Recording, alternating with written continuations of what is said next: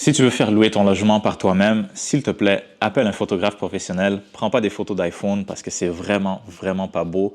Je le vois tout le temps quand je check des logements ou bien quand j'essaie de regarder des comparables pour voir combien ça se loue dans un tel quartier. Je vais aller sur Logis Québec, je vais aller sur Marketplace.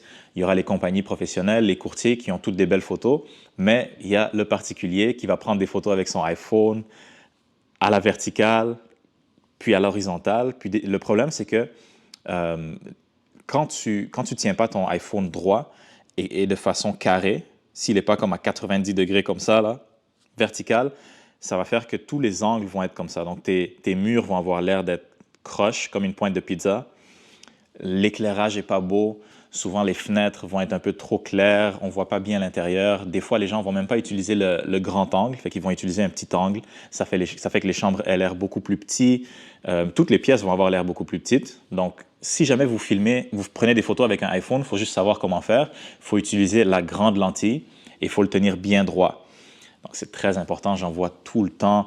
Et une chose que je fais aussi avec mes logements, donc je prends toujours des photos professionnelles pour mes logements, mais aussi je fais une petite visite virtuelle. Je trouve que c'est important de filmer vite fait avec ça peut être fait avec un téléphone, mais encore une fois, il y a une technique pour que ça paraisse bien.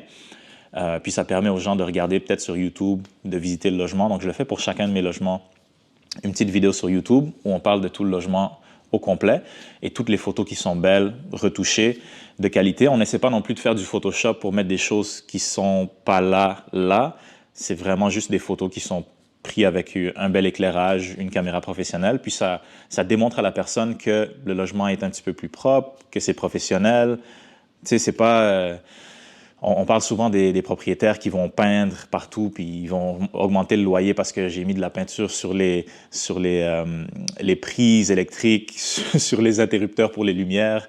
C'est ça un peu que ça donne, là, des petites photos iPhone cheap. Ça montre peut-être un propriétaire qui n'a pas envie de prendre trop soin de son logement. Personnellement, j'ai remarqué ça. J'ai fait plusieurs tests aussi avec des photos, des mauvaises photos et les mêmes photos prises par un professionnel.